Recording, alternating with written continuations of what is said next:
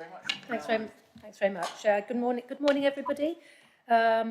This is the Cabinet meeting of South Cambridgeshire District Council. We've got some people joining us remotely, so obviously they will have the same rights to speak as everybody in the room.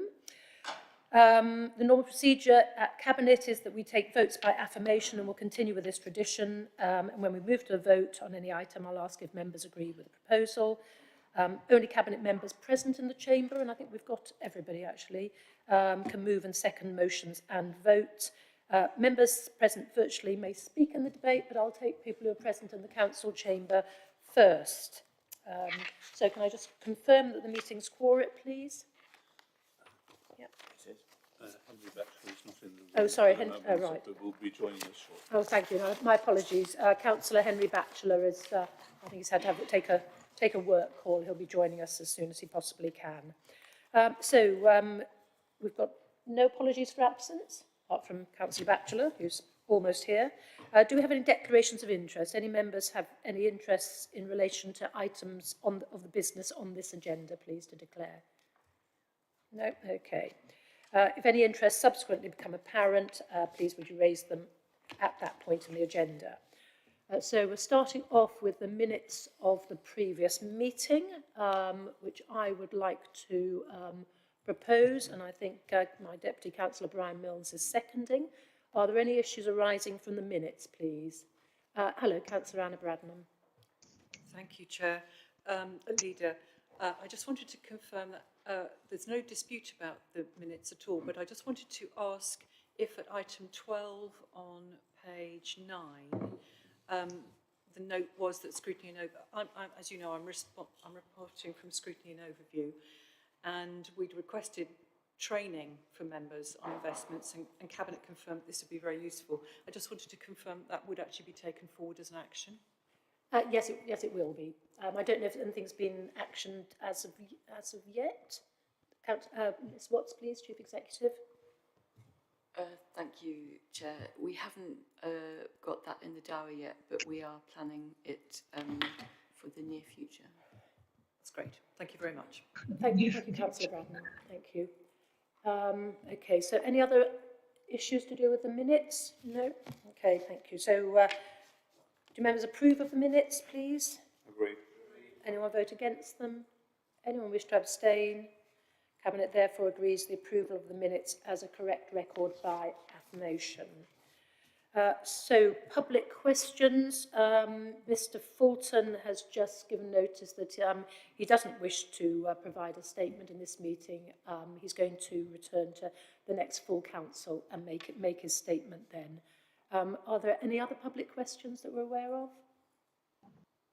No? Fine. So we'll now move on to issues arising from the Scrutiny and Overview Committee, and I think, Councillor Bradnam, you're here representing Scrutiny and Overview. Thank you very much indeed. Thank you, Leader. I wanted to thank the Scrutiny and Governance Advisor for his very precise notes and very thorough. I just wanted to add on the matter of the Homes for Ukraine project. Members have congratulated the Homes for Ukraine team and the Moving On team for the work that was being done, and they'd asked for reassurances that Ukrainian families were not jumping the queue for South Cambridge District Council social housing. And we had been advised that Ukrainian guests have the same access to HomeLink as all the other residents, and so that it was a level playing field for everybody, and that was reassuring. And the other thing was that we recognised that the staff had done an excellent job, but they were urged to reflect and reflect on the actions that they'd taken and record the lessons learned, so that best practice, which we've learned through a difficult time and a time when people have had to make decisions, sometimes proactively but sometimes reactively, that the best practice is recorded and stored. And we welcomed that they had worked closely with local members who know their villages well.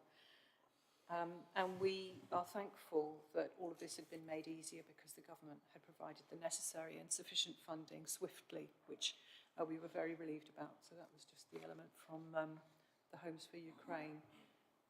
Shall I wait and talk And so I about... was just going to ask if Councillor Bill Handley wanted to comment on the, how we've been collating best practice and lessons learned. I'm pretty sure we're having to feed this all through government as well, aren't we, Councillor Handley? Yes, indeed. Yeah, I mean, we now think that the project is sort of business as usual in much of this now, but we are looking at ways forward, and that's what was presented to scrutiny and welcomed. So, yeah. Thank you very much. Yes, do you want to continue, Councillor Bradman, with the rest of the scrutiny report? The other element was about the collection changes to our waste system. Did you want me to do that now, or are we going to come on to that later? Well, we're going to talk about the waste service, so shall we bring you back in then? That might That's be more fine. relevant, actually, if that's okay with you. Thank you. Yes, Councillor Batchelor. Thank you, Chair. Could I just make a comment on the Ukrainian situation? In that it's perfectly correct that those going into social housing go through exactly the same process, but we do have another route in that we've had funding from government to purchase 40 houses, which in the initial stages will be used specifically to support Ukrainians and Afghans who are in particular difficulties. So, and those houses come back eventually to our regular stock. Thank you. Thank you, Councillor Batchelor. That's helpful to know. Thank you. Thank you. Right, so moving on then to item 7, which is street naming and numbering policy. And Councillor Toomey Hawkins is leading on this one. And I think Councillor John Batchelor is seconding it. Yeah, thank you. Heather Jones is online. And we've got Heather Jones online. Hello, Heather. Thank you. Toomey, do you want to crack on? Thank you, Leader. Good morning, everyone.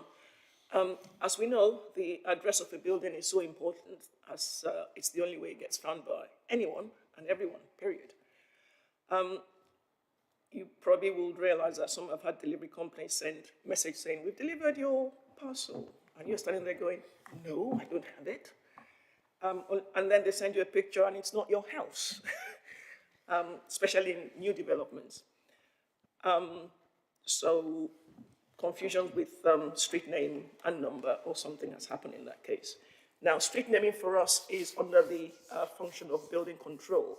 And in the past, as you know, building control is shared between us, city, and Huntingdon. And each council had its own way of doing street naming. We're a joint service, so it's important that we have a process that works and is efficient and is good for our communities. So a review was carried out to create one policy and one approach. And this is what we're presenting to you this morning. You will find the full policy in Appendix A, which kind of outlines the process that is followed.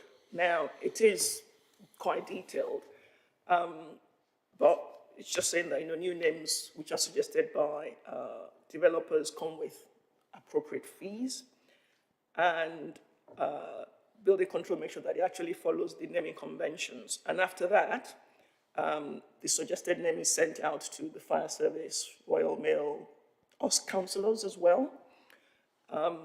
And those of us who have had new developments in our wards probably will realize that you've had something that says, do you like this name or not? Interestingly, naming conventions, which are outlined in paragraph 6.3, actually for me makes interesting reading, because you've got so many suffixes from sort of avenue to way. There's 39, and it's not exhaustive. And that's including the usual road, court, close, etc. Anyway, the important thing is we now have one unified street naming and numbering policy for all 3 councils. And it is one that I recommend that we adopt today. Thank you. And of course, I've got Heather, Yes. who will be able to answer questions specifics that I you. can't answer. Thank you. Thank you. Heather, is there anything you just want to add at this point, please? I'd just like to say that this was basically not a many major changes. So we're aligning the three policies. So it's very similar to the policy for South Cams anyway. It's just that we were aligning all three in the same way. So to make the point, it's not very much different to what we had in place anyway. Thank Thank you very much. I didn't realise how complicated it was, actually. It really isn't an easy thing to do, is it? Get all the ducks in line. Are there any questions from any Cabinet members? Councillor Milnes. Thank you, Chair. I'd just like to thank Heather and the team for the improvement in service over the last couple of years. I think a staffing issue rather plagued the service levels that we were able to deliver, and that's now very much resolved, and this refined policy will make things even better. So thanks to Heather and the team. Thank you. Very appropriate. Councillor Heather Williams. Thank you, Leader. Just a couple of one clarification, one request. I recently have a new road, which is a big event in my ward. I think it's the first new road for probably a decade, perhaps. We don't get them very often. And when it was on Thompson's Meadow, and they wanted Thompson Meadow Close, because it was coming off of that, and they were told that they couldn't have that because we'd never have a church lane and a church close next to each other. But of course, historically we do. So I'm just wondering, this then caused utter confusion, and whether it be possible for us to make it clear that the guidance has changed in our responses to people, because they sort of felt like they wanted to go to, not war on this subject, but they were quite determined that literally round the corner you had church lane, church close. So if we could perhaps have some guidance on that. And the other thing is the request that when we have street naming come through, is there some way of communicating that to the waste disposal a bit quicker? Because the issue I've had, because we often have infill houses, is everything's fine till their bin gets missed, and they can't actually log it because our waste collection services aren't coming on at the same time as the addresses. So just wondering if there's some joined up opportunity there. Thank you, Leader. Yeah, thank you. So 2 points well made. As I live in Church Street, and I constantly get parcels for Church End, which is quite a long walk away, actually, to have to sort of redirect them. A very interesting point about bins. Shall I bring in Heather? Heather, could you respond to that one, please? Yeah, thank you. Yes, we will make that clearer, Councillor Williams, that about the difference and the fact that in the past there were names that were very similar, but precisely the point that things get missed is why we don't allow that now. In respect to the waste team, we actually have a meeting that we set up with waste to try and resolve this issue, so we meet sort of approximately every couple of months to try and improve on our processes. There is something about the sequencing of the system, so that it's the data migration from one system from the street naming and numbering, and then effectively into the waste system, which is Yotta, I think. So we are working on that and trying to resolve that and make that better. And we do meet with them and with council tax as a whole every 6 to 8 weeks anyway. So. Thank you. Councillor Bradnam. Thank you, Leader. As an erstwhile employee of the Ordnance Survey, the complexity of this does not surprise me. But thinking also back to our previous member, Councillor Douglas de Lacey, I know he was very concerned about where sites cross boundaries, and this in the policy is at item 14.1. And I remember there was a request that, because we have at Eddington, we have a development that crosses the boundary between the district and the city, so a parished area and a non-parished area. And so suppose you had a concern about, obviously some things are common across so waste for us is common across the boundary, as is planning, but there are some things that are not, like environmental health or licensing issues. and your first query about street lamps might want to go to either the city or the district. And so he said he had asked whether in developments where there is a potential for confusion like that, that people don't actually know whether they're in the district or the city. He said he asked whether there could be some signage on the road to indicate in the residential areas where the boundary was. So it might be that this was Newnham Ward or this was Girton. So that was one thing. And whether we wanted to do anything like that, I think people haven't necessarily been wildly enthusiastic about that, but I just wondered if it might help people. And the other one was in this section A, the legislation, and it's section 65 on our page 37, and it talks about individuals having an obligation to mark their own house with a number. And like many other members, I'm sure I've struggled looking for house numbers in the past.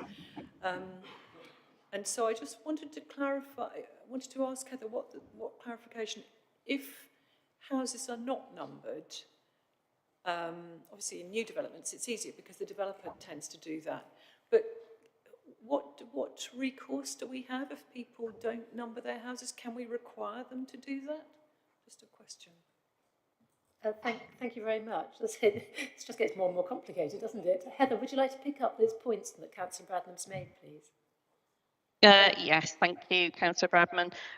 So in respect of the site signage, which you're talking about there between whether it's city or residential, I think site signage, we deal with South Cam site signage, and City have their own team that deal with it. So street naming and numbering is a different element to that, but certainly that's something that we can have a discussion with City, our colleagues in City that do street name, the nameplates themselves, to see if there's something that we can do to make that easier. But obviously it would have to have members' agreement and go through, the required processes. In respect of house numbers, I think the difficulty is with displaying the numbers on the house itself. So what we say is we ask them to display the number on the house, but quite often it's a personal preference whether they want their number displayed on the house or not.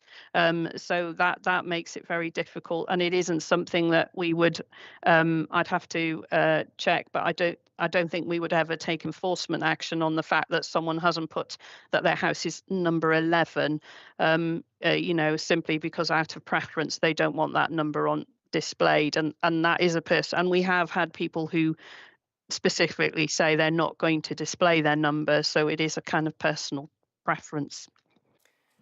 Thank you very much. And I imagine most of us in this room have done an awful lot of deliveries of things to houses that we don't know what their numbers are either. Do you want to come back quickly, Councillor Bradman? Just a quick one, and that is, I was just thinking about the Eddington example, but it's going to happen in other might happen in large developments, but it's useful to, if you think in London there, it says London, West Street, London Borough of Haringey or something on the sign, just so that people know where they are, which borough they're in. It's so that the resident knows whether they're in a parish or whether they're in the city. Yeah, thank you. Yeah, and it's a point well made, but of course that all kind of goes wrong when the border is in the middle of the street, doesn't it, really? And nobody's going to thank us for sticking up loads of notices saying you are leaving South Cambridgeshire and entering Cambridge City, quite honestly, because that's more... Crossing the road in Trumpington. Yes, more street clutter, which we're trying to do away with. Councillor Hawkins, do you want to say anything else? And then I'll come to your seconder. No, I think we've said what there is to say, really. Thank you. Thank you. Councillor Batchelor? Yeah, thank you, Chair. Very thorough report and very happy to second. Thank you. That's lovely. Thank you. And thank you very much indeed, Heather, for all your hard work there in battling your way through the complexity of this. So if there's no more questions from anybody, do members agree with the proposal? Agree. Anyone wish to vote against? Anyone wish to abstain? So Cabinet therefore agrees the proposals by affirmation. So moving on to item 8, which is the Oxford-Cambridge Pan-Regional Partnership. So the recommendation is that Cabinet confirms its membership of the Oxford-Cambridge Partnership as it becomes formally recognised and funded by government as a pan-regional partnership, and the appointment of the leader as the Council's representative on the PRP. So that's a recommendation. So the concept of pan-regional partnerships was in the Levelling Up white paper. So it's a government model that has been adopted by some of the leadership of the councils in between and including Oxford and Cambridge, but also involving the LEPs, the growth boards, and the majority, all bar one of the no, actually I think all of the universities as well. So it's a very, very good model of partnership. Now, obviously, we've had local elections recently, and so the political makeup of some of those councils has changed, and we haven't yet had conversations about whether that actually makes any difference. Having said that, a managing director, I think it was an MD, wasn't it, Liz? Managing director has now been interviewed for, and a really exceptional candidate actually has been offered the job. I think they've described it as they're still dotting the I's and crossing the T's before there's a public announcement about this person. But hopefully that's going to be quite soon, because I think then we end up with a figurehead who will continue to drive this through. But the difference between what we have now and what we inherited back in 2018 is this is very much a bottom-up model. So this is led by councils, district and county, by the LEPs, the growth boards and the universities, identifying what is in the best interest of our organisations and our residents. You'll be aware that there are now only two work streams. One is economy, and that's currently being chaired by Peter Horrocks, who's the chair of SEMLEP. Again, quite what the future of SEMLEP and the other LEPs are at the moment, we don't know. And then the environment work stream, which has been led by me, with huge assistance from Liz. We now have an employee working with our work stream called Nathan, who's putting together a really exciting programme of environmental enhancement projects, and also projects looking at water and energy supply on a regional scale. So solving some of the problems that none of us can solve within our own small organisations, but which can be delivered at scale across borders, and which will hopefully be attractive to funders. So as I say, the recommendation now is that we stick with it, and hopefully next time I report back, we'll have more idea about the partners in it, whether they're still there, whether there's less, whether there's more. And whether they're still as supportive of the vision as it stands. So sorry, that was a bit of a ramble. Any questions from anyone on Cabinet? No, any questions from anybody else in the room? Councillor Williams. Thank you, Leader. Just to clarify that this is a partnership, I appreciate, and everything else, but the Leader won't be able to take any decisions that affect this council without coming back to us. So it's not a decision-making process. Absolutely. So the Pan-Regional Partnership is has no powers. It is not a decision-making. It is not a decision-making body, and it has virtually no money. There was a small amount of money given by Mr. Gove, I think, to allow it to employ some staff, get itself organised, get a website up and running, so which will hopefully greatly improve the openness and transparency from just about nil to what our expectations are that it should be. So a small amount of money, but decision making rests entirely with the partner councils and the universities and LEPs, and we take it from there. But there is no decision making, and there is no plans for regional spatial planning or anything like that, which gets people very, very heated and unhappy. Liz, so, yes. Thanks, and through you, Chair. Just for absolute clarity, the funding that the PRP has, it is to fund projects in the PRP. And so, for example, in the environment work stream, we're looking at replicating a potential project that the RSPB has run up at Oosven. Now, if that were to be the case, that funding could be approved by the board without having however many councils and universities kind of have to ratify that.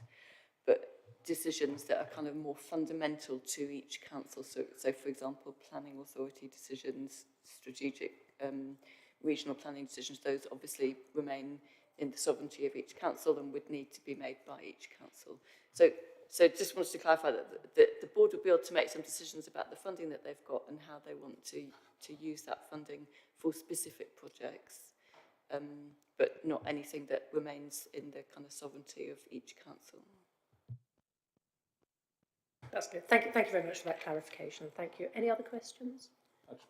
Councillor Mills, you're seconding as well, I think. Yes, I'm as well. happy second, and I just noticed that, for example, the changes in local government arising from the recent elections actually probably make the notes to this meeting somewhat redundant. Now there will be changes, so perhaps in minutes we can reflect that. Thank you. So I think the thing is, because in councils where there's going to be a change of administration haven't had their annual meetings yet, these things aren't finally decided.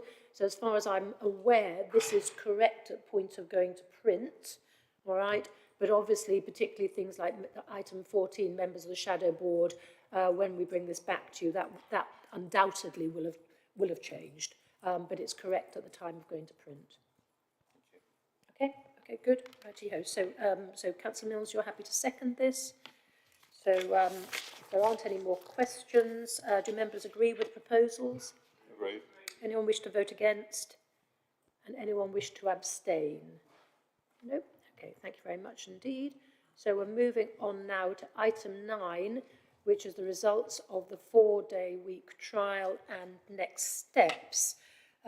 So I think we've got Sally Ann Hart on the meeting as well, and who chaired the employment and staffing meeting at which the recommendation was made to bring this back to cabinet. So I'll bring hello, good morning. I'll bring you in a little bit. I just want to make a statement. John Williams is going to present the paper. I will second it, but I just want to make a statement before we get going. So last year, I was, as I've said a number of times, I was asked at a local government association conference. I was on a panel talking about the workforce challenge, which is, the challenge of recruiting and retaining people within local government, particularly in really expensive areas like this. Where it's very expensive for people to live, and where the private sector, pinch all our people because they can pay them more. But I was asked whether a 4-day week could help solve some of our critical recruitment issues, and my kind of knee-jerk reaction was, well, yeah, it might well do. And actually, there's absolutely no reason why we couldn't give it a go. And I was talking about we in the sense of public sector, but I was specifically talking about we in the sense of South Cambridgeshire District Council, because we are innovative, we're not afraid to try things, we're ambitious, and we're not frightened of trying things that might fail, when we have good justification for doing so. So, remember, we are the very first UK council to trial this way of working. And there was no blueprint from us to work from. We did a huge, well, I say we, our officers, did a huge amount of research working with the private sector, where the considerable number of trials were moving forward very successfully. So there was an awful lot of learning to be gleaned from the private sector. But there was no blueprint for other councils. But we're very well aware that we have a huge waiting list of councils who want to come and speak to us, to come and visit us, Liz Watts and I have a huge list of conferences where we've been asked to speak, and we've been holding everybody back until this minute, really, at which we've got a reasonable amount of data to help guide us as we move forward. So recently there's been some commentary, nationally and locally, which relates to the PhD studies concerning the 4-day week, which our Chief Executive has been undertaking. And this commentary has meant that our Chief Executive has been forced to endure, to put it mildly, really, really unpleasant couple of weeks, and this has made certainly all of us on Cabinet, and I think I can speak for all my group, actually really, really unhappy, quite honestly, because it's been very unfair, and it's fair enough to attack the likes of me as a politician. It's very unfair for anyone to attack our officers, and it's something that I would never, ever condone. So, we have a Chief Executive who's doing a PhD. That is something to be absolutely celebrated, that we have, and we have a number of other senior staff in this organisation doing high-level research for high-level academic qualifications. And, in some cases we help sponsor this.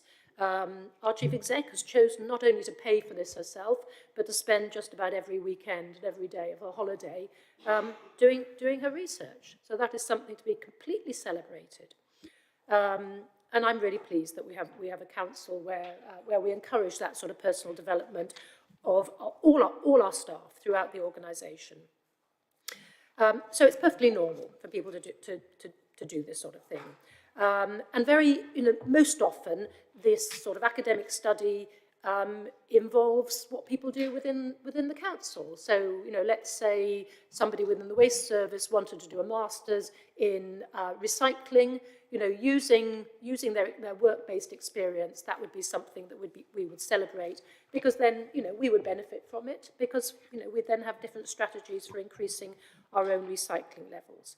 So, this benefits the councils, it benefits our residents, and it benefits businesses. So just to be perfectly clear, our Chief Executive studies were never dependent on the council trialling a 4-day week. We have a very well-respected, quite high-profile Chief Executive, very well connected to other councils, quite a few of whom, I gather, would have bitten our hand off to run the trial in their own organisation. But fortunately, we got in there first, because we understood how much we stood to benefit from it. We had the only expert in 4-day week in the public sector running our own organisation. So, why would we not do that? We welcome the insight and the expertise with open arms. And our Chief Executive has always been completely transparent about her studies. Verbal advice was sought from the monitoring officer last year, and that has been reaffirmed in the last 2 or 3 weeks, that there was nothing to declare when it came to these studies, because it was self-funded and it was done in her own time. So, because of the kind of bashing from certain quarters recently, with hindsight, I accept that actually if we put that information in the original report, it might have saved us all from some of the unpleasantness that we, and in particular Liz Watts, has had to go through. So hindsight's a great thing, but as somebody said to me back in 2018, the only way to avoid making mistakes is to do nothing. And we're not a council, we're not an administration that does nothing. We do stuff, and sometimes, sometimes there's lessons learned which, given our time again, we would do things slightly differently. But actually, it would have made no difference whatsoever to the trial, but it would have ensured that the studies were more clearly stated for everybody. So I want to say we simply wouldn't be where we are now without our outstanding Chief Executive, supported by, all the other colleagues within this organisation at every level. And so, so the wealth of experience, including, of course, matters related to the 4-day week. And the council officers under her leadership have delivered a pioneering trial which has international attention. I had a call last week from Le Monde asking to do an interview with me this week. when we first announced the trial, I got a phone call from Radio Canada. So, we are being watched because we are being ambitious and innovative, and we are being world leaders on this, not just national leaders on this. So in any other walk of life, it's clear that when you have an experienced leader who's gaining further knowledge about something that's very relevant to the work, it is a good thing. And in my mind, and our minds, it is a good thing here.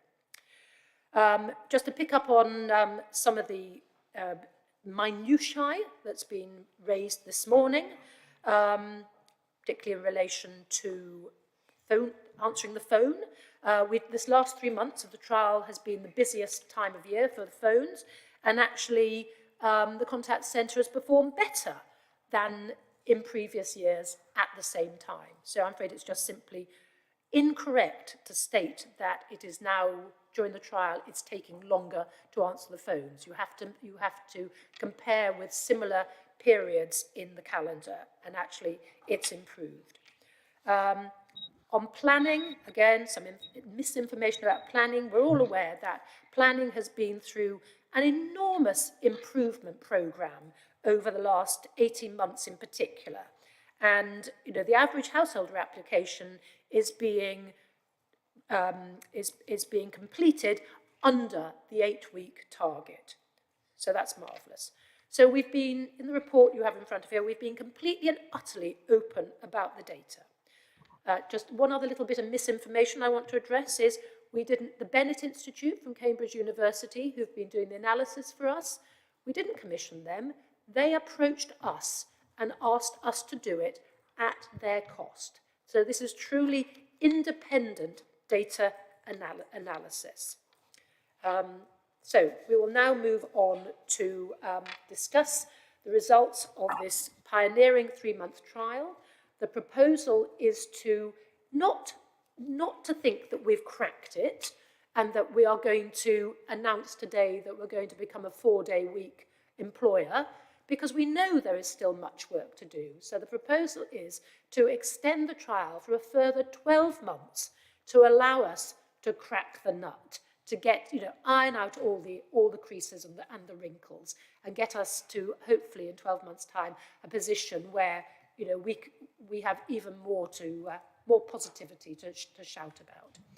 So I'm going to hand it, so again, that was rather long, but I think there were some really important things that need to be said just to refute misinformation that seems to be being banded around with rather gay abandon at the moment. So I'm going to hand over to Councillor Williams now to introduce the report, please. Thank you, Leader. The report asks, and I hope, and I'm delighted to move this, that we approve an extension of the trial until March next year, 2024. I'd refer you to page 65 of our report pack and the introduction to the 4-day week trial pamphlet that's been produced. And you'll see in that second paragraph the reason why we introduced the trial. And I think it's worth repeating because it seems to have been lost in the noise. It says, not being able to fill vacant posts or having to use agency staff to cover permanent roles is both costly and disruptive to services for residents and businesses. Now, the short 3-month trial has already identified £300,000 worth of savings. We expect that in the full year, we would save £1 million in not having to employ agency staff. That's £1 million that we can put towards supporting our frontline services at a time when we are facing, like everyone else, an inflation rate of over 10%. It's not just our residents who face inflation of 10%. We also face inflation of 10% in purchasing our goods and services, as well as employing our staff. So it's extremely important that why would we not look a gift horse in the mouth and go and see if we can achieve that £1 million saving, not just for this year, but for every year onwards. The other point of the trial is to reduce the disruption that is caused by us having to use agency staff, and the fact that for many residents, particularly with planning, but also, in waste collection, for example, that the fact that we have staff shortages and have to employ agency staff at 3 or 4 times the cost of what it would, it would cost us if we employed those people directly. That surely is good news for our taxpayers. So we're not doing this trial simply to improve the health and well-being of our staff, although that is a really important outcome of this trial, but we're also doing it to improve the quality of our service to our residents and to provide us with savings that we can then put back into our services to ensure that we can maintain our services against a backdrop of very high inflation rates. So, as Louisa has said, we've done a trial for 3 months. It looks extremely exciting and looks as though it is meeting our objectives. And the Bennett Institute has actually confirmed that at a truly independent confirmation by the Bennett Institute that we appear in 3 months to achieve those goals. But clearly there are some areas where we need to ensure that we make sure that the performance keeps up. And to do a 12-month trial enables us to look at things more closely, gives staff a more certainty about how they're going to be working over the next 12 months, and hopefully at the end of the 12 months will give us the evidence to make a decision, and the council will make that decision, not just Cabinet, as to whether or not we want to make that permanent. But as I should stress, as Leader has said, that we are not today adopting a 4-day week for this council.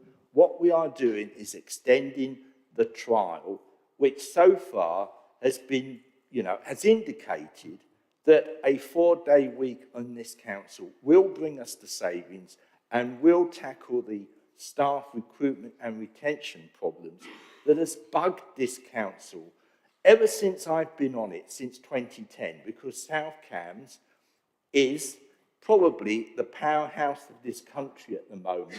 We have high housing costs, we have high living costs, and if we are to ensure that we can deliver a high quality and efficient and reliable service to our residents, then we need to be looking for a different way of going about our staff and retention. And it looks like, from the trial so far, and I hope that the extension will show, that this is the way that we can tackle it. So I would urge my colleagues to support the extension to March 2024. Thank you. Thank you very much, Councillor Williams. Are there any questions from members of Cabinet? Oh, sorry, actually, could you forgive me? I'd like to bring in Councillor Sally Ann Hart, first of all. My apologies.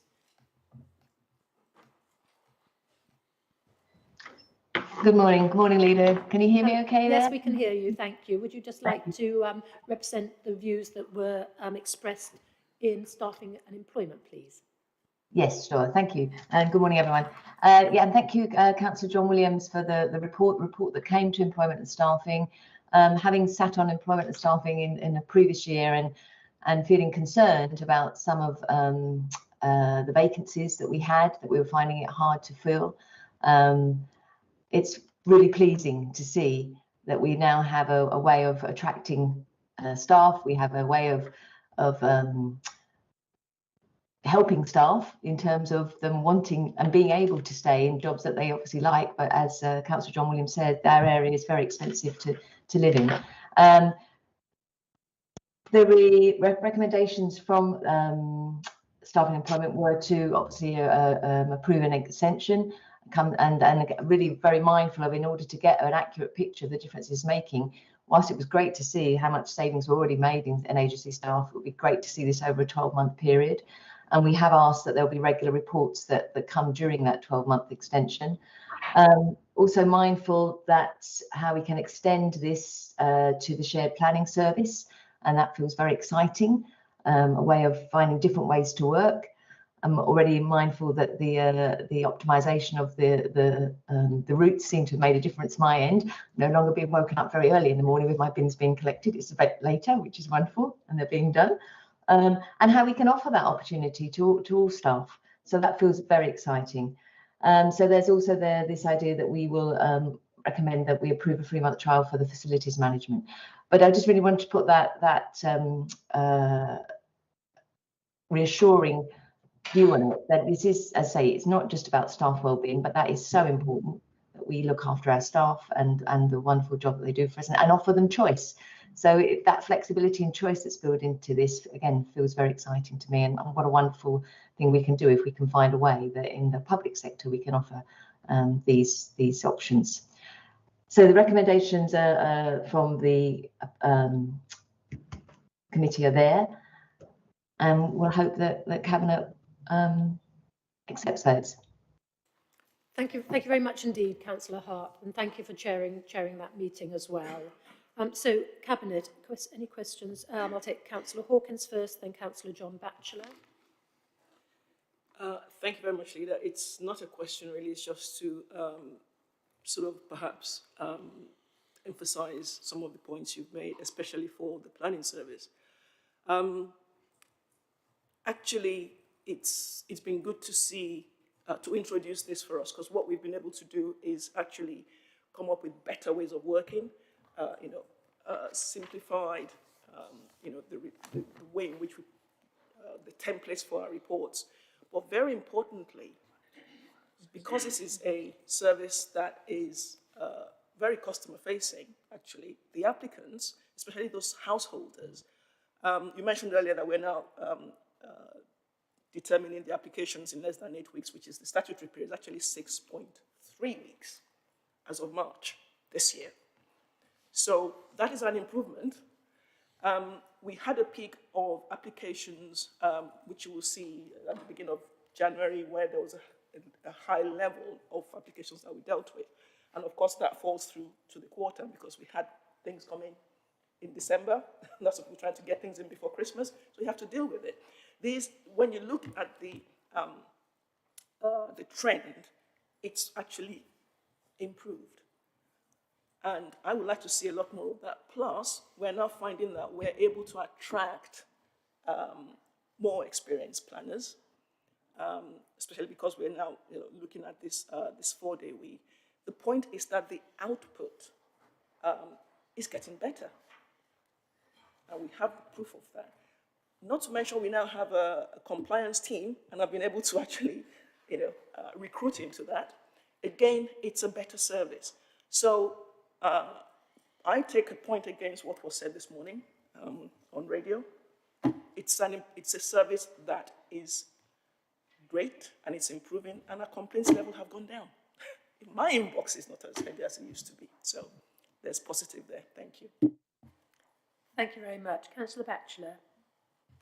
Thank you, Chair. Firstly, I'd just like to make a comment coming back to the Staffing and Employment Committee, where Councillor Howell made a very clear statement of support for officers. I personally would just like to thank him for that generous thing. So thank you for that. Now, in the real world, nothing ever goes right, does it? So at the moment, we've got an indication that is encouraging on the 3 months. We're not actually hitting every target. We have challenging targets, and it is the case that in some areas, including my own housing area, we have had difficulties in achieving them. So that's not likely to change overnight. So we need to expect that we will still have difficulties in certain areas, but we mustn't be put off by that. We're always going to have difficulties because that's the reality of running businesses. So the only question before us is it worth carrying on with this? And for me, clearly it is. And let's get on and test the water and learn more, because we've still got plenty to learn. Thanks. Thank you. Wise words, as always. Councillor Milnes. Thank you, Leader. So we've had some very promising and yet to be reported on in full mystery shopper exercise, which has disavowed this idea that our response rates are going down. In fact, they're improving. So we'll look forward to seeing detail of that coming forward.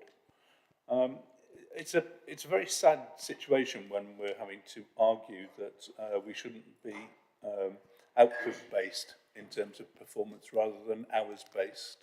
I'm very mindful that there was a former government minister who really couldn't cope with the concept of people not sitting at their desks. There's a sadly reactionary feel to a lot of the criticism that we've endured for introducing such a radical and positive scheme.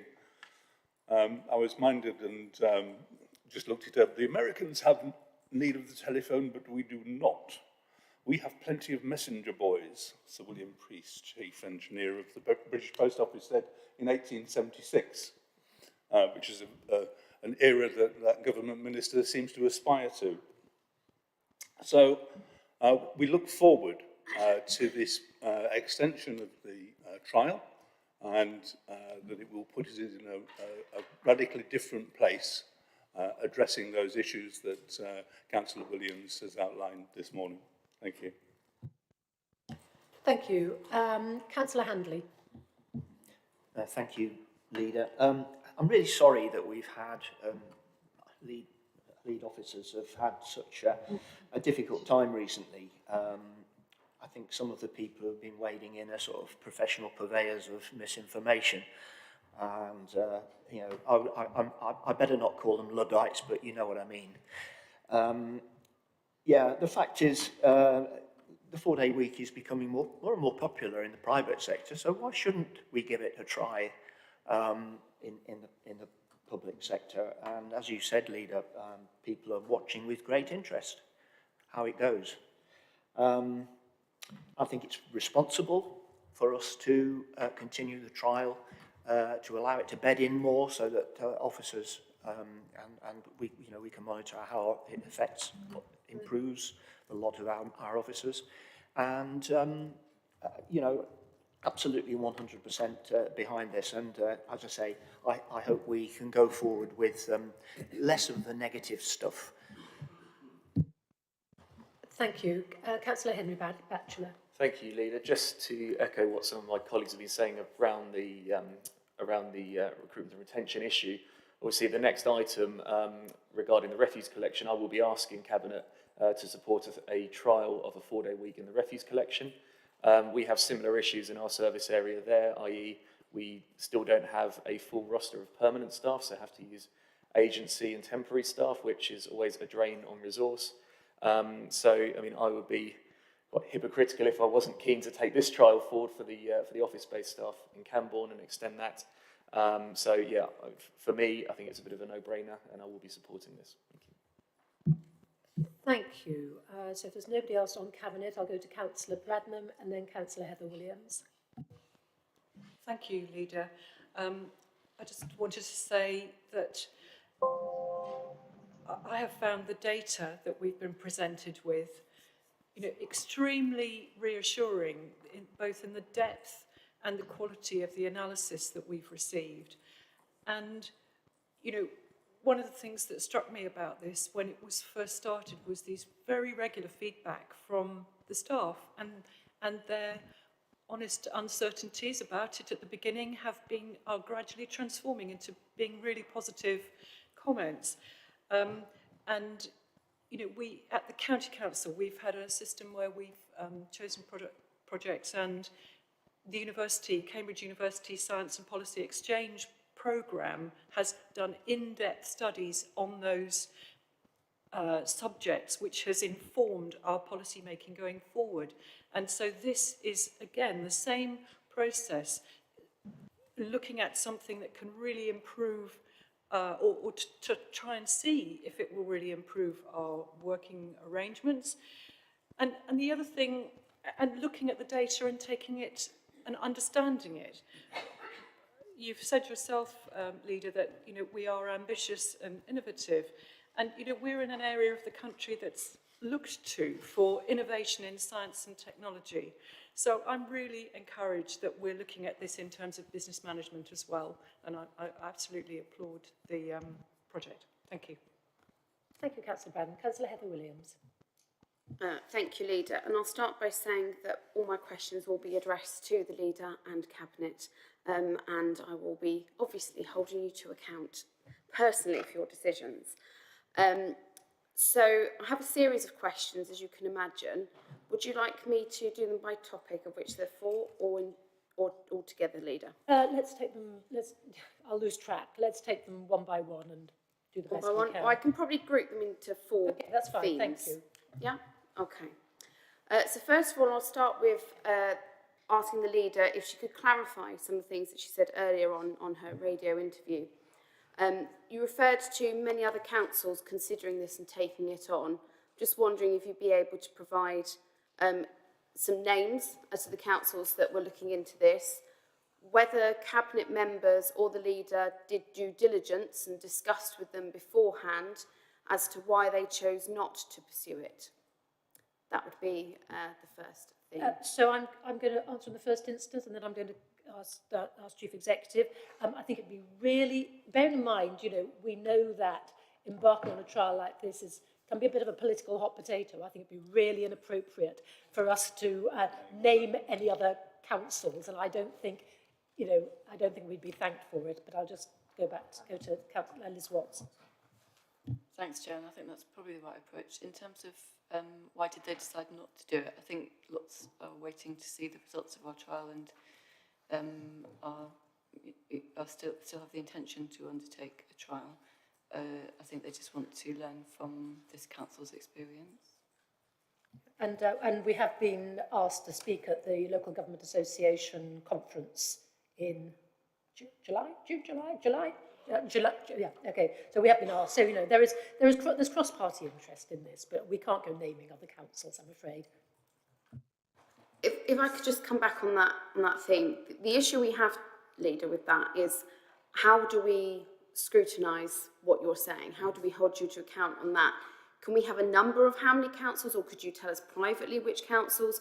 Because how are we able to actually really, you've said other councils are interested, you've given no reasons really other than they want to see us take all the risk? So,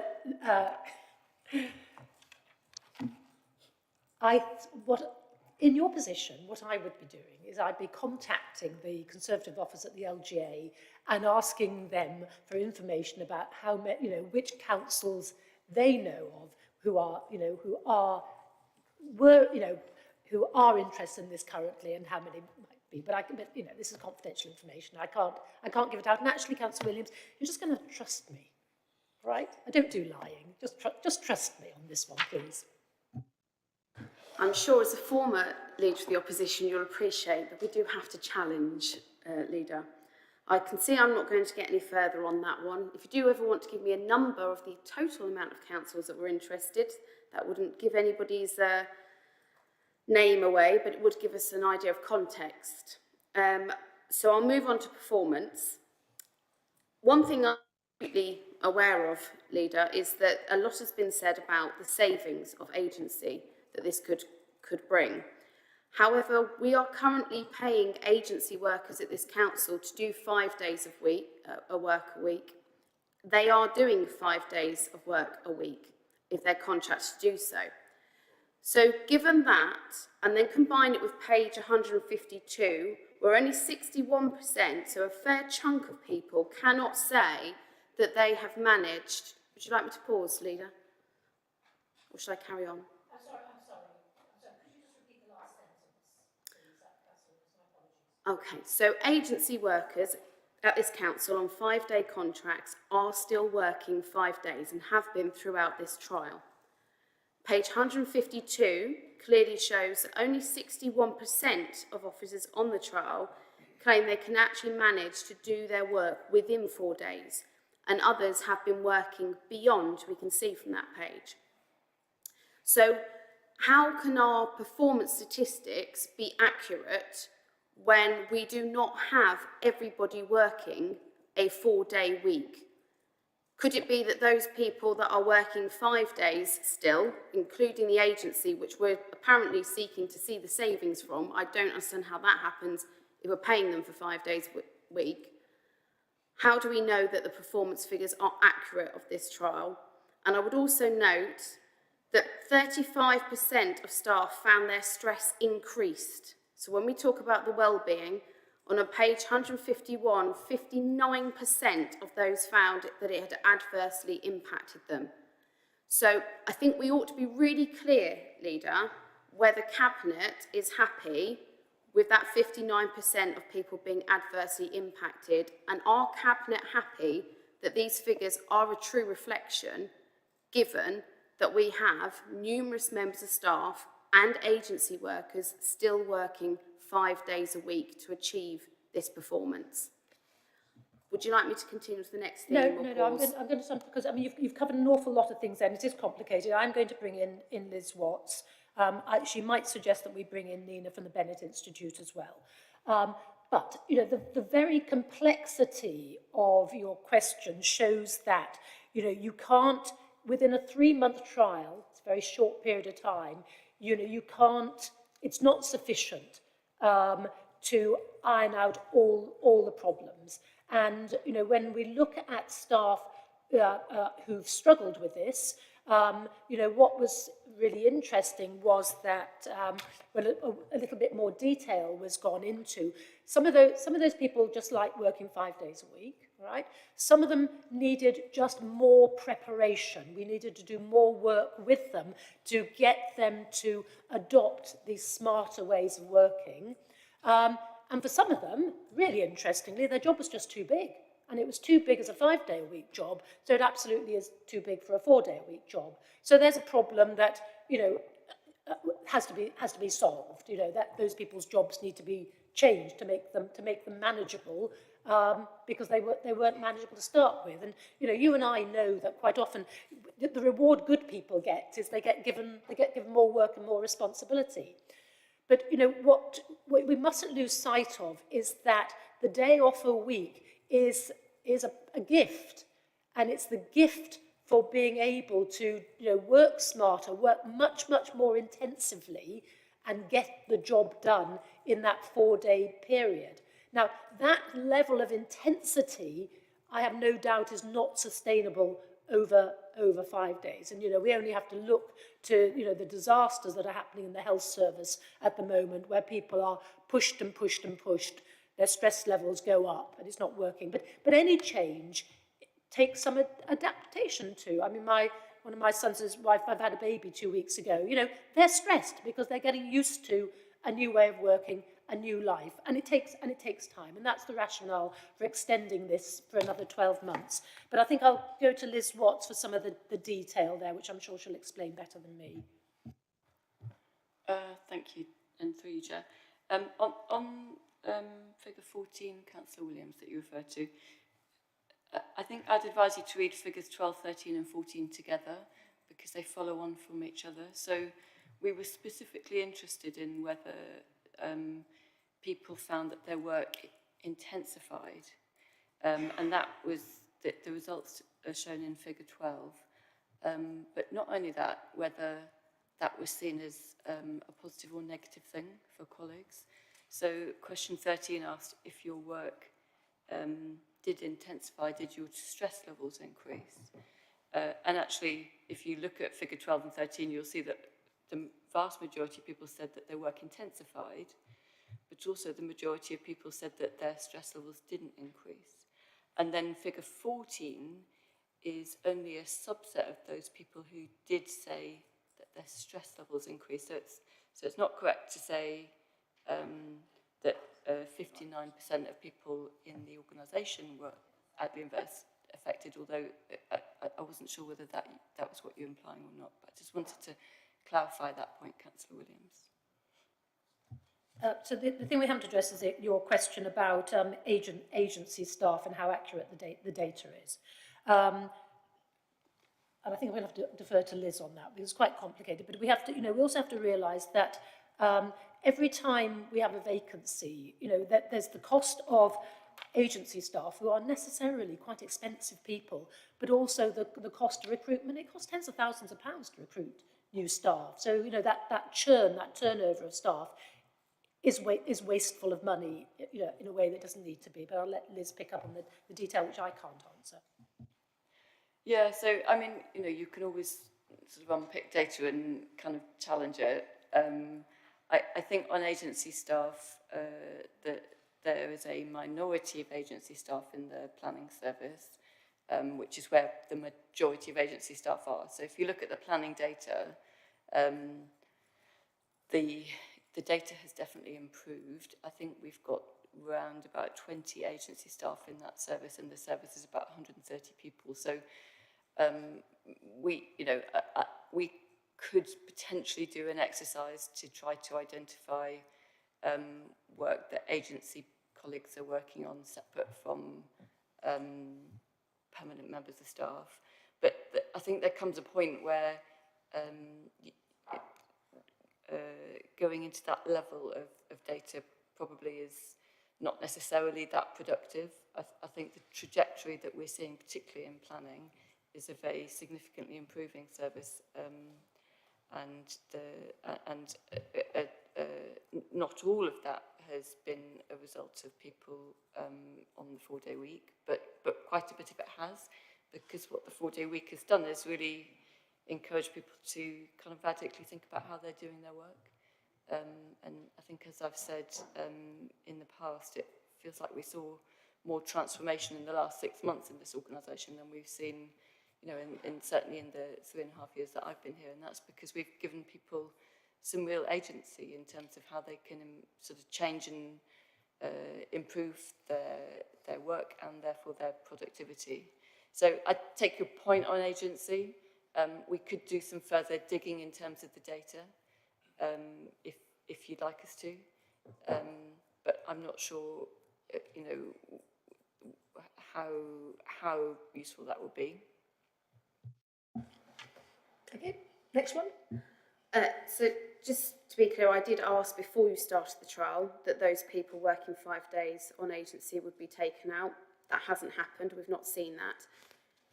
My question was whether Cabinet are happy with the data, knowing that people in that data are working 5 days, that the 4-day week is going on. I haven't had an answer, Leader, as to whether Cabinet is happy with what it's seeing on that issue. So picking up on Liz Watts' comment about how agency staff are a relatively small percentage, yes, we are happy. Okay. You might guess that I'm not. Next one is cost. At the moment, bear in mind we've put up council tax here, we've put up social rents, garages, everything you can think of. And some people are working harder than ever in the current cost of living crisis. And we talk about this and we've looked at provisions to support people. And some people are taking on second jobs at the moment and they're working all the hours God sends to make ends meet. And then they see this council giving everybody a day off. Does the Leader and Cabinet think that, as she's referred to earlier, all the press, all the media, the sort of glamorous speaking at LGA conference, is that good value for the taxpayer, given the fact that we're not saving those agency costs that keep being referred to because we are still paying them for 5 days a week, as I've made earlier? So is all of this worth it for the taxpayer? Or are they right to feel really let down by this council for what they're doing and feel insulted by it? Sorry, so when you say they, you know, who are they?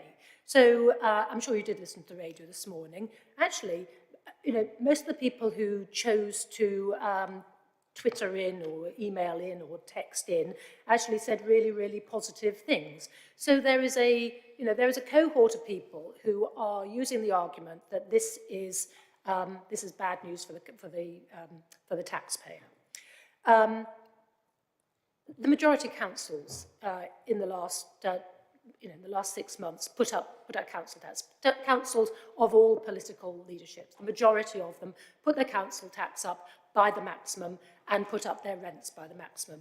You know, we spent considerable time saying that actually what that rent increase actually represents is a reduction in income for us to continue with our improvement programme and so on, because it doesn't represent the increased costs of managing our housing stock. So most councils have done that.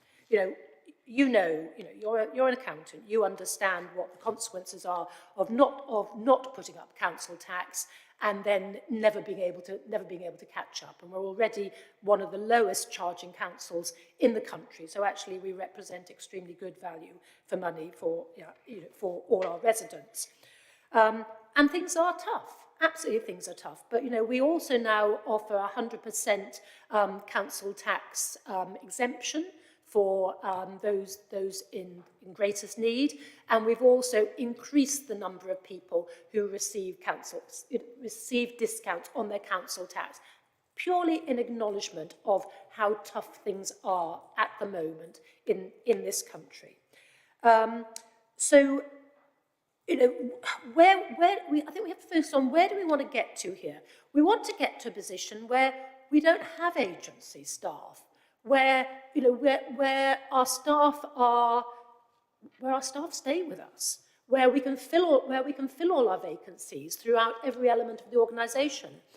I've said numerous times that we are competing with the private sector on a very, very uneven playing field. Now, again, we heard on the radio this morning from Joe Ryle, who leads the 4-day week campaign, that actually, his reckoning is that most of the private sector, by the end of this decade, will have moved to a 4-day week. So the playing field gets even more uneven for us. How on earth do we compete with people who are offering a shed load more money, a BMW, and that gift of that extra day off? We have to stay ahead of the game. And one of our promises back in 2018 was that we would be a modern and a caring council. And modern is, in part about modern ways of working. And these are emerging modern ways of working. And the caring, obviously, we're caring about our residents, we're caring about the cost to our residents, but we're caring about our colleagues working in this building who are the people, who will be serving our residents in their best interest. You may be pleased to know I'm on my final topic, Leader. So taking on from what you've said, when you asked me about who is they. Now, they are people who have approached me, and I will be honest, I've had one person in my ward come to me saying that it's an interesting idea. I think that's as positive as it's got. And everybody else, including online and everything else, is very, very upset and angry about this.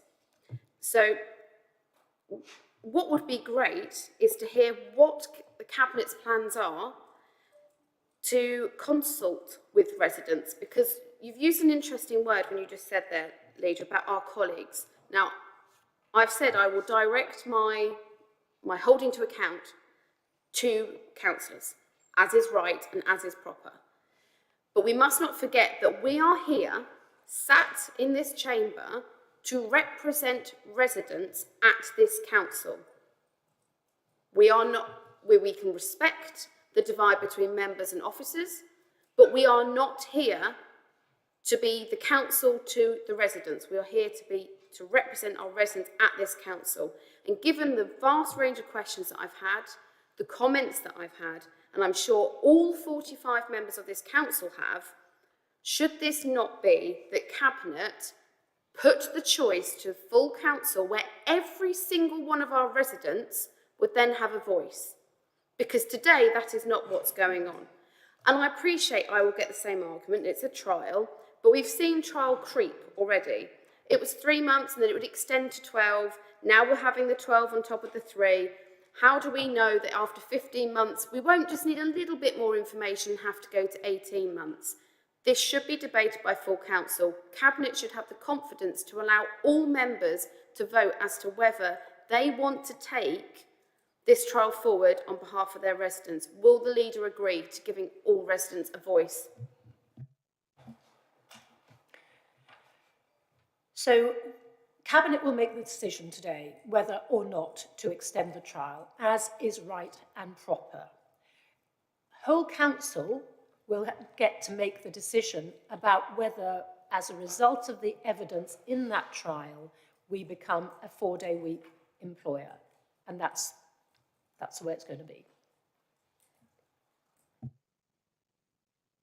So, but the leader accepts that's disenfranchising people for this 15-month. And does the leader not accept that there are other ways to come across the hurdles that we face in recruitment other than giving people a day off? There are so many other ways you could look at. Councillor Williams, I assure you that, both I and other council leaders throughout the country, if there was an alternate, if there was a magic bullet to solve the recruitment retention problem, we would have done it and we would have implemented it. We do not have the freedom to compete with the private sector who just pay more and more money. We are restricted by this government how much money we can pay to our staff. As you know, you've already referenced council tax. We can't wham up council tax in order to be able to pay people the sort of salaries they get in the private sector. So, there is no, if you have a bright idea, it's a shame you haven't told me already, quite honestly, for how to solve the recruitment retention problem, which is beleaguering every single council in this country of every political persuasion. So, everything else has failed. We can't compete. So, this is an experiment to see if this allows us to compete on a level playing field with the private sector by doing something a bit differently. Now, that's all and fine while we, if we stand out as one of the very few councils doing it. Once, of course, everybody else jumps on the bandwagon, then we're rather back to the start again of us all competing. And I think, there will be others following, quite quickly. But if there had been other ways of solving this problem, we would have done, and we have tried over the years just about everything. Our offer to our staff is great. All the support we offer, we are, I think most people would admit we're a good employer, we're a good place to work, but at the end of the day, people have mortgages to pay and children to feed and lifestyles to fund, and it's very, very tough for everyone in local government.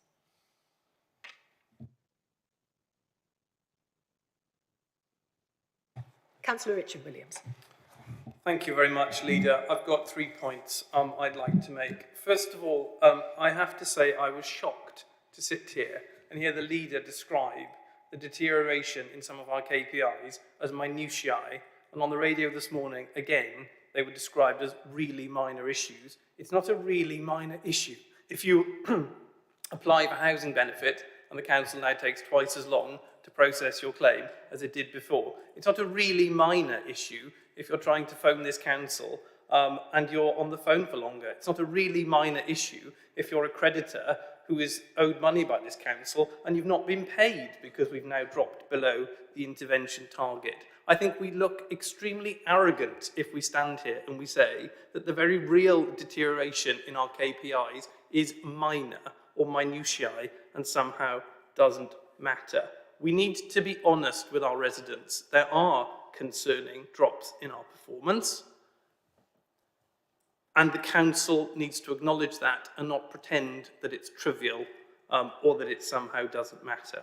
On the question of planning, we've heard a number of comments this morning about how well performing the planning service is. As many members will know, for the last 2 planning meetings in this council, we've been finished by 11:45 in the morning, which is unprecedented because we had 2 planning applications in the last meeting. We had 2 planning applications in the meeting before, and in both of those meetings, we only had one of those applications because they were officer applications. The work for planning committee is clearly drying up.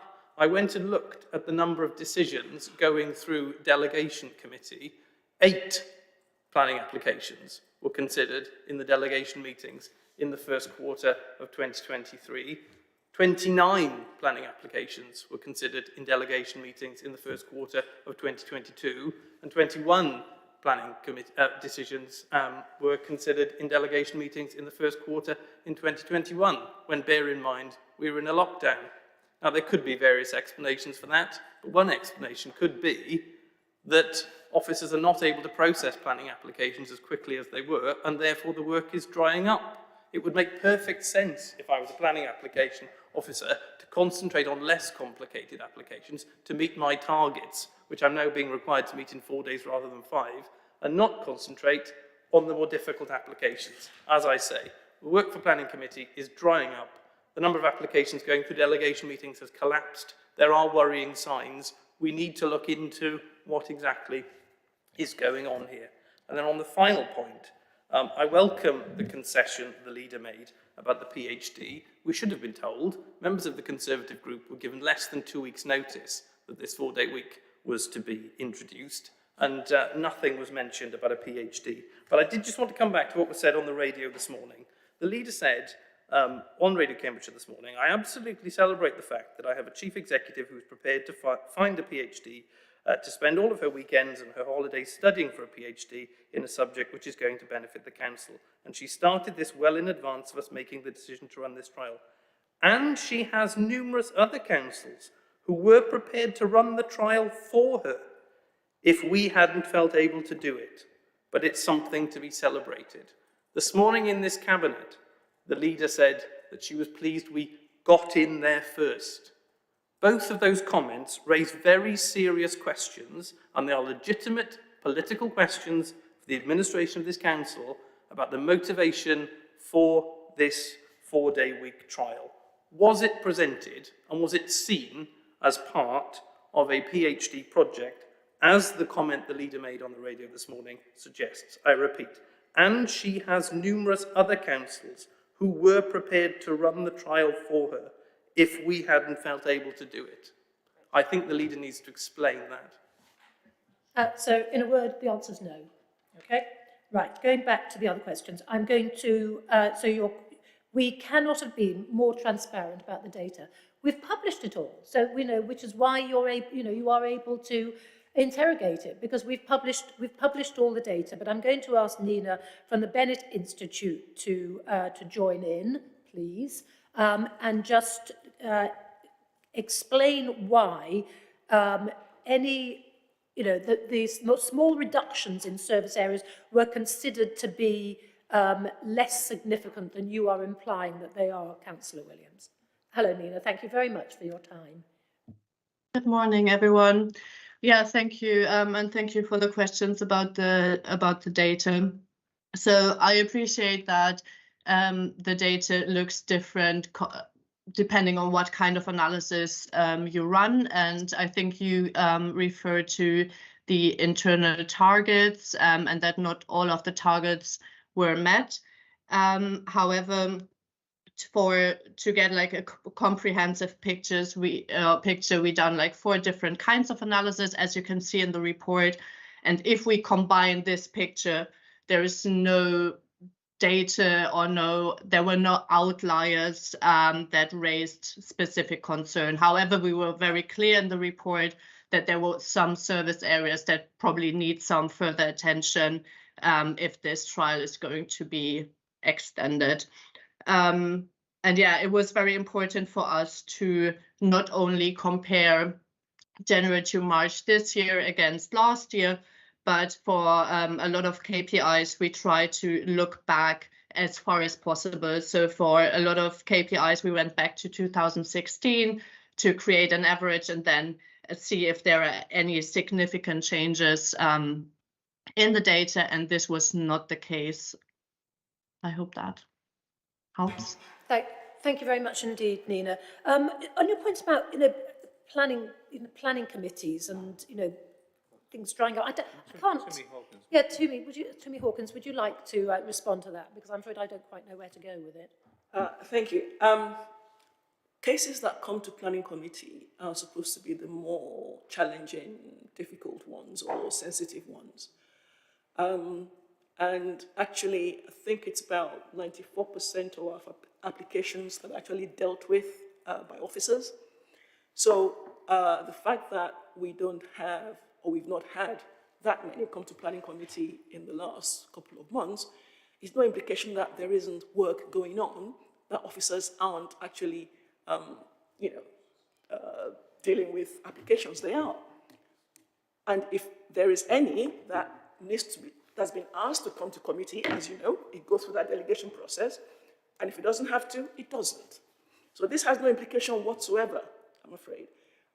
Planning committee work is not supposed to be the main way in which applications are dealt with. It's the sensitive ones that come to us. You're welcome to come back. Thank you, Leader. On this point of planning, that's not my point. There were 29 applications that went through delegation committee in the first quarter of 2022.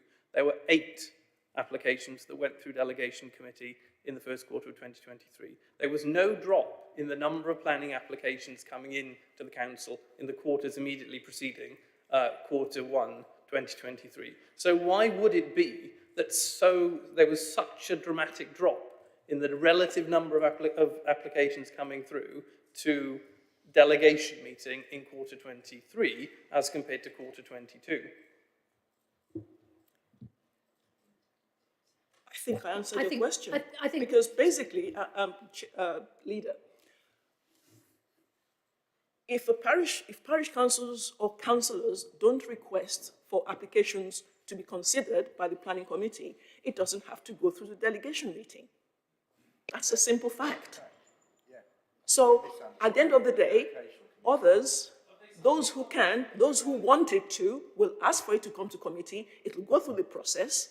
And if it needs to come in, then it will come to the planning committee.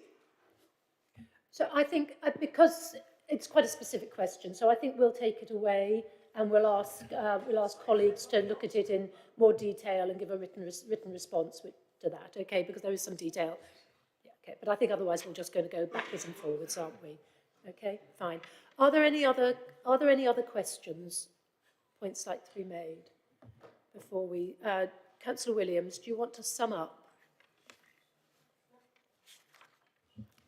Thank you, Leader. Well, I think that last exchange just shows that what we've faced over the last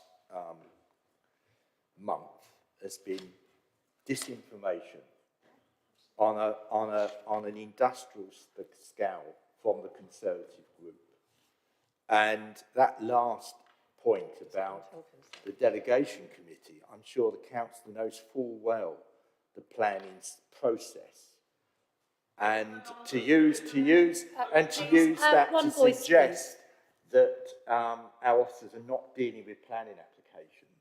Well, I'm staggered actually.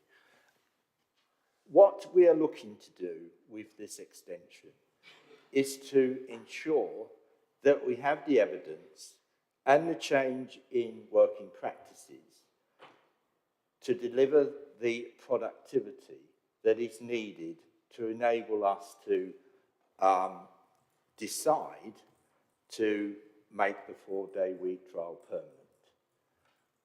3 months is not long enough to enable us to do that. So we need to have a further 12 months. And it's not a foregone conclusion. You know, if after those 12 months that we found a deterioration in our performance, or we found that we've not been able to overcome some of the serious issues that that have been raised, then we will not be recommending its permanence. But so far, as I say in my introduction, the 3-month trial has shown that there is every possibility that we can make this permanent. But we won't know that, and it would be wrong of us to go out and now ask full council its opinion, because we don't have the full evidence available now to enable us to make that decision, which is why we want to continue with this trial for a further 12 months to the end of March next year. And then council can make a decision, because it will have, hopefully, the evidence that it needs to make that decision. Thank you. Thank you very much, Councillor Williams. And Councillor Brand, that was the wind-up speech from Councillor. I wasn't asking to speak. Okay, thank you very much indeed. Okay, so look, because this is such an important item, I am going to read out the recommendations, so forgive me, they're a little bit long. It's recommended that Cabinet approves an extension of the trial up until March 24 in order to assess the impact on recruitment and retention, with regular reports on progress being submitted to Employment and Staffing Committee during 2023 to 24, and a final report to Cabinet and Council at the end of the extended period. Cabinet notes the position of Cambridge City Council regarding the Shared Planning Service trial extension, brackets to be provided on the 11th of May, but not available at the time this report was published. And should the City Council agree to proceed with the trial extension, Cabinet ensures equivalent reporting arrangements are established in order to provide Cambridge City Council with appropriate oversight arrangements regarding the Shared Planning Service. And finally, Cabinet approves a 3-month trial for facilities management colleagues at South Cambs Hall, with a report being presented to Employment and Staffing Committee at the end of the trial. Do members agree with the proposal? Does anyone wish to vote against? And does anyone wish to abstain? Therefore, Cabinet agrees the proposals by affirmation. So moving on to item 10, which is collection changes, the future of waste collection. I think Councillor Henry Batchelor is going to lead on this, and I think Councillor Bill Handley is going to second it. So Councillor Batchelor. Thank you very much, Leader. So what this item is essentially asking is two things. One, to note the route optimisation of our bin collection rounds. And then the second one is to also, as we've just been discussing, approve a trial period of a 4-day week for refuse collectors in the shared service. So starting with the first point, so I think good practice generally is to have a look at routes that bin lorries take to make sure they're operating at their best potential every 2 to 3 years. The last time we did actually go through this exercise was something circa around 6 years ago. So we are a bit behind the curve in that respect. So this sort of route optimisation is actually fairly long overdue.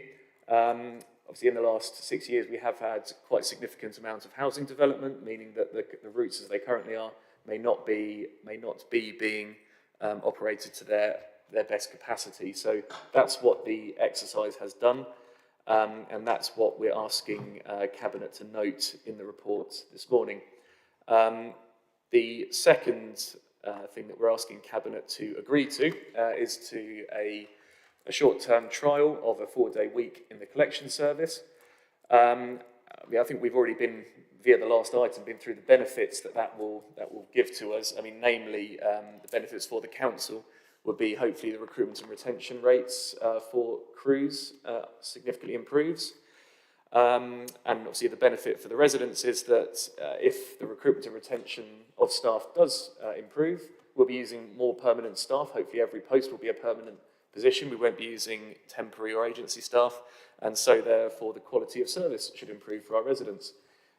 Given the fact they will have more regular crews who are used to the routes, used to the bins, and therefore the service should be improved. It's probably worth noting that we were always going to trial a 4-day week. The only reason we hadn't done it or implemented it at the same time as the office-based staff in Camborne was because the external consultants we were using to run the route optimisations, that process took some months. So that's the reason we're starting a bit later in the year, or we're asking to start a bit later in the year than the office-based staff. It's probably worth also noting the service operatives, so the waste crews have been consulted on this, as has their union. Generally positive feedback on this, and actually they're saying, you know, why could we not have started sooner? You know, why are we being excluded from this? So, you know, we are trying to bring all departments into line. This paper did actually get a very thorough going over at scrutiny committee, and as a result of that, there have been changes made to the report we're looking at today, predominantly around the amount of data we're looking at. So this is actually slightly more data heavy than the report that did go to scrutiny. And there has been some questions around the costing of this. It's probably worth noting in terms of percentages, the cost of the trial will be about 0.3% of the service's entire budget for this year. And should the trial be made permanent, the cost of that being made permanent is circa 1% of the service's overall budget. So there have been, the numbers are in the report if anybody wants to pick up on those. And also worth noting a big key, this is obviously a shared service between ourselves and Cambridge City Council. So should they not agree to this, then clearly we won't be able to go ahead with it. But I am hopeful they'll be open to the idea of trialling it at the very least. So yeah, I see we've got a plethora of officers with us as well, and we have Bode in the room as well. So if there's any sort of more technical questions, I'm sure they should be able to assist. And Councillor Handley, I'm hoping will second this. Thank you. Thank you very much indeed. That was a really, really concise introduction. Councillor Handley, do you want to speak at this point? Then I'm going to ask the about scrutiny representative. No, I'm happy to support this, second this. I'm really pleased that the 4-day week is being extended to shared waste service staff. That's to be applauded. Thank you. Thank you. Councillor Bradman, would you like to, it's good to hear that it's got a good going over in scrutiny and that changes have been made as a result, but perhaps you'd like to give a bit more explanation.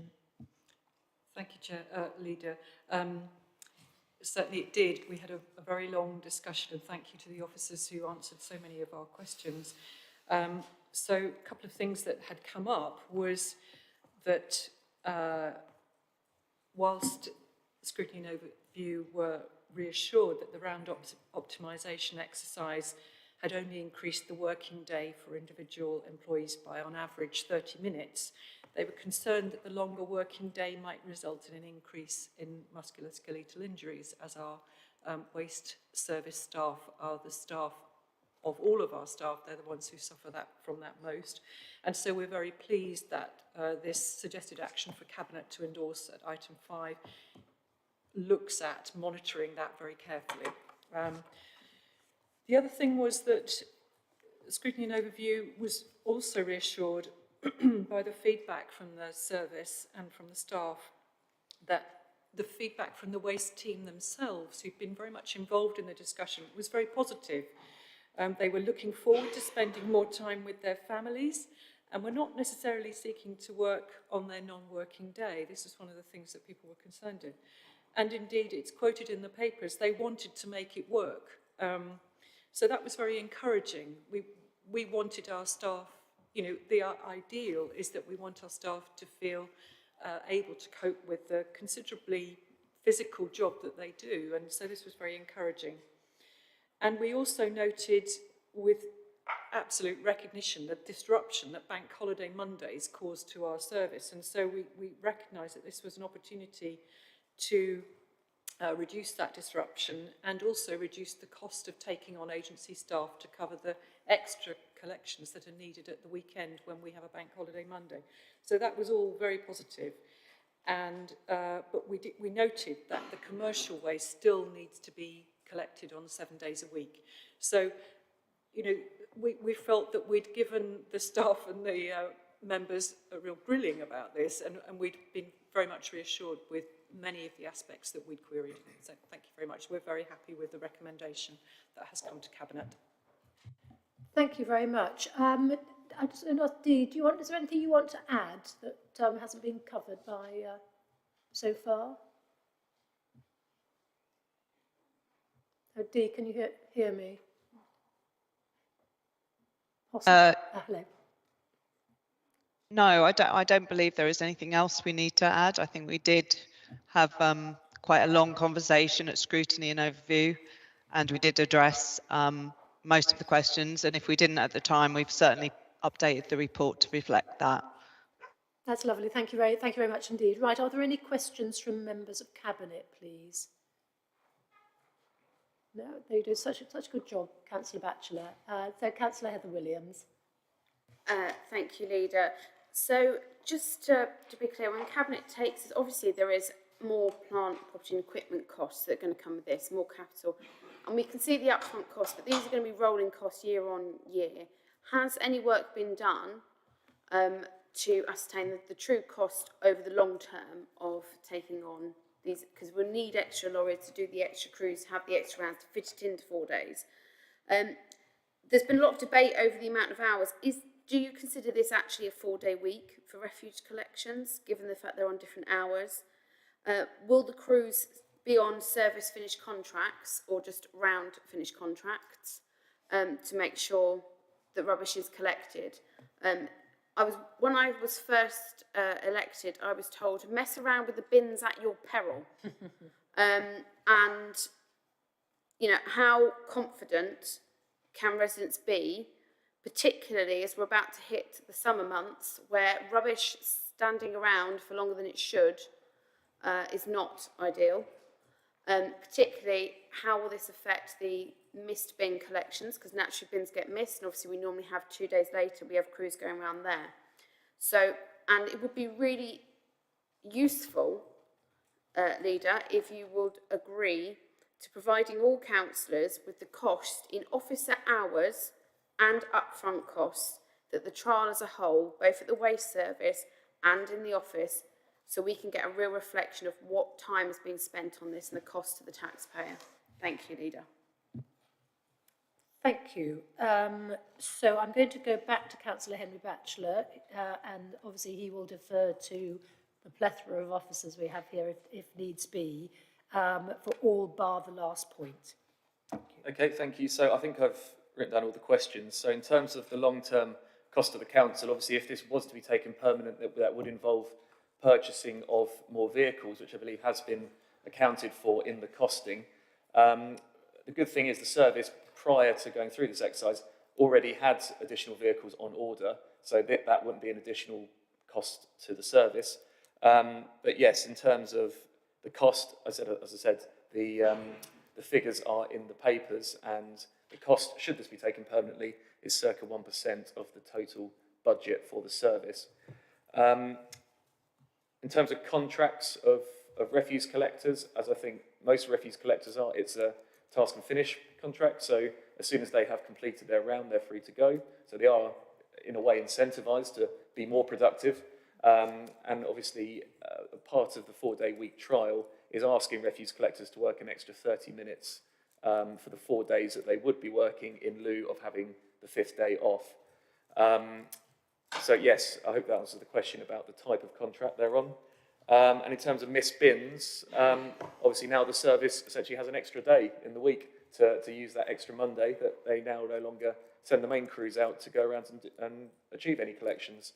But I think, as I mentioned in my introduction, one of the positives we're hoping will come out of this trial will be that we will be able to permanently recruit staff who will be very familiar with the rounds and the individual bins on that round.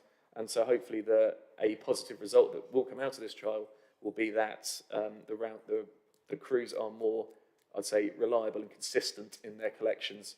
But obviously the team is headed up very ably by Marco, who's on the call. And I know he's very reactive to situations where bins are missed. So obviously it will be a one to keep an eye on, but I'm pretty confident that we won't see a detriment or an increase in missed bins. Thank you. I'm going to ask Mr. Membry to pick up the question, Councillor Williams, about the cost of setting up the trial in officer time, because I can't answer that. Mr. Membry?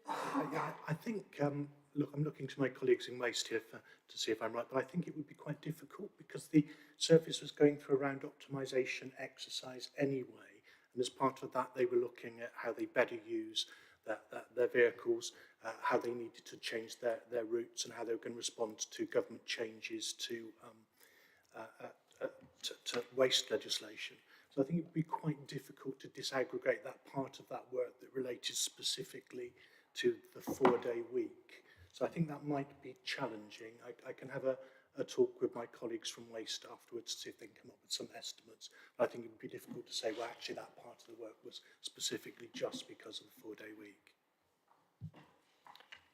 Do you want to come back on that? Yes, I think when doing any form of trial, the amount of officer time spent on it, whether it's refuge or whether it's office-based, should be being recorded, so we can be transparent of how much this trial has costed. If it hasn't already happened in the first 3 months, it should be happening for the next 12. Also, can we please pay particular close attention to assisted deliveries? Assisted deliveries, leader. Many of people with assisted deliveries have mental health issues such as Alzheimer's or dementia, and something like a change to this routine we know will impact them. I think as councillors we all have a list in our phone books of those people that do get confused on bank holidays. Can I put a plea in that we make particular care not to make their situations worse for them? Thank you. So certainly, absolutely. And the thing that always, sends it all pear-shaped is bank holidays. And, there are a large number of councils that don't collect bins ever on a Monday because it creates such chaos. And I imagine additional expense dealing with bank holidays. So, this should actually introduce much greater consistency and continuity. My own mum has an assisted bin collection, and it's very, very, very occasionally, things go wrong there, but it's an annoyance when it does, because she simply can't do it herself. It means that I have to, which is very annoying. But we're a really, really high performing service, and it's really important that we keep on being a really high performing service. Does anybody else want to come? Any other officers want to come in and comment on any of these points? Bode. Thank you, Chair. If I can just add to the answer that Jeff gave, and also I think Councillor Harry Batchelor mentioned at the beginning, the review of rounds is something that we do typically in any service every 3 to 5 years. So what we're doing now in terms of officer time is what we'll have done anyway without the 4-day week. So the 4-day week scenario is just an additional modeling scenario that we're adding on. So I don't think that this exercise is costing us any additional officer time from that perspective. Thank you very much. All right, moving on, if there aren't any more questions. Thank you very much, Councillor Williams. So the recommendations are set out in paragraph 7 of the report, I think. Thank you. I won't read them all out. Do members agree with proposals? Agree. Anybody vote against? Anyone wish to abstain? So Cabinet therefore agrees the proposals by affirmation. And moving swiftly on, we've got the Cambridge Water Draft Water Resources Management Plan 2024 consultation response, and Councillor Peter MacDonald is going to introduce this, and Councillor Toomey Hawkins is going to second it. Thank you, Leader. By way of introduction, I'd like to say for all of us as members of the Council, water resources are a very significant issue and a consideration in the Greater Cambridge Local Plan. Overall, we are supportive of measures from Cambridge Water alongside the Environment Agency, DEFRA and others to look at demand and supply measures. This plan, which is currently under consideration, covers the period 2025 to 2050. We need to plan, all of us, for large reductions in water from the aquifer, especially to protect our chalk streams. We've set out our response in Appendix 1, which is contained in the agenda, and we've responded in 3 main areas. First of all, planning for development needs. Secondly, measures to enable capacity, including infrastructure such as the Fens Reservoir. And thirdly, on environmental goals. Overall, it's really important Cambridge Water work with us as the authority every step of the way in developing the water resources plan. I'd like to recommend to Cabinet that we propose, we accept the submission to Cambridge Water. Thank you. Thank you, Councillor MacDonald. Councillor Hawkins, do you want to say anything at this point? Thank you, Leader. I will reserve my comments till later. Thank you. And we've got Nancy available. Nancy, is there anything else you want to add at this point? No, nothing at the moment, thanks. Okay, thank you. Thank you for attending. Right, any questions from Cabinet members? No, all self-explanatory. Councillor Williams, then Councillor Bradnam. Thank you, Leader. You mentioned earlier if I had any ideas that I should raise them. So I'll just raise one simple one. Less house building in the next local plan might just help with the water issues. Just throwing it out there. And indeed it might, but unfortunately it won't help with the cost of housing and the cost of rents and the homelessness issue. So, yes, thank you very much indeed. Councillor Bradnam. Thank you. I'm very pleased to see the proposed response from the Council.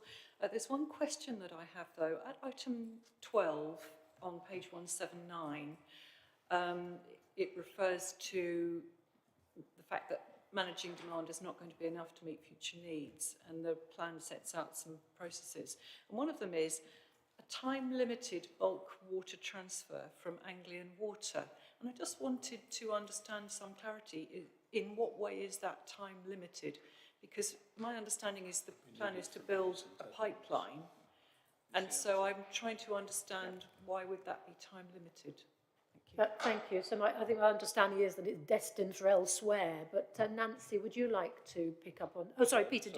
So Councillor McDonald, did you want to address that? Sorry. I'll come back briefly, but I think Nancy is much more of the expert. My understanding is that that's just a phasing issue until such time as Fens Reservoir is on stream. But let Nancy clarify.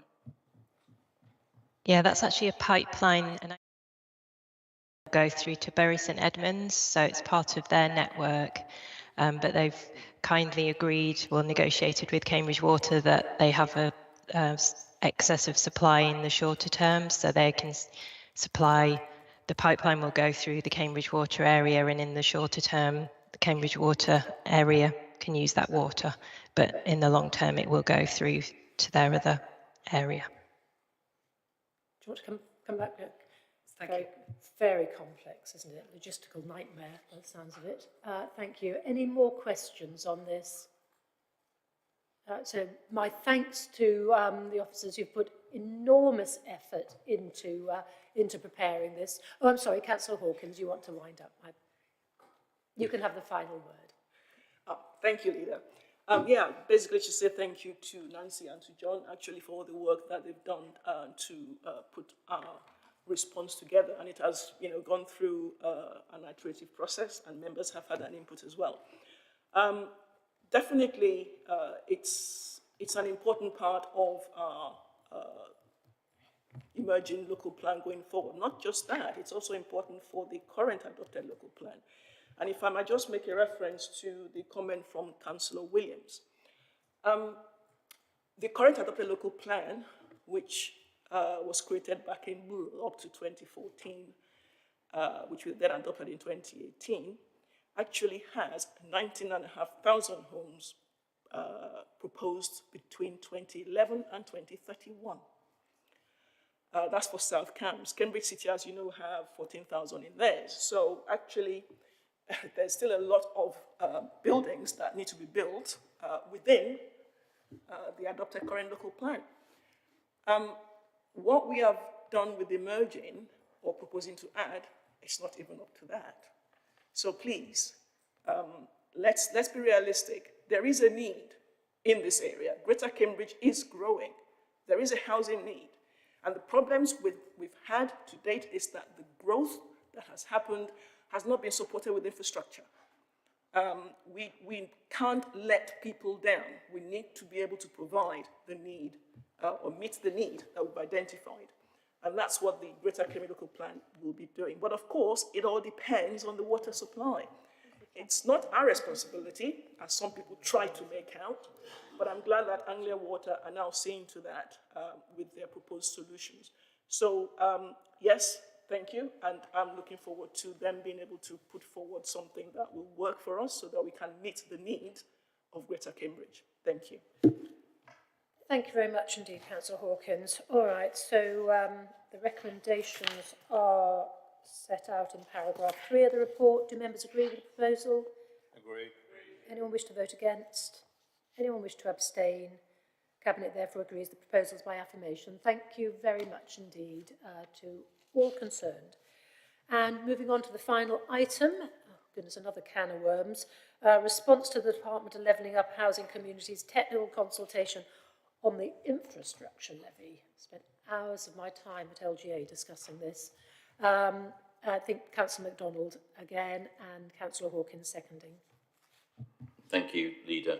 So this submission to DLUC is in response to the government proposals to replace the S106 arrangements, which we are familiar with and all councils are familiar with an infrastructure levy. We in South Cambs and the Greater Cambridge Planning Service, we have real concerns, and we have set these out in our 45 answers to the questions. Our concerns centre around the timing of revenues, because it's proposed in the government proposals that they would be at the end of a development. And essentially, the proposals from government propose that the council borrow to fund the gap between development and infrastructure levy payments. I hardly need to articulate how concerning that is in terms of the borrowing that would be required from local authorities.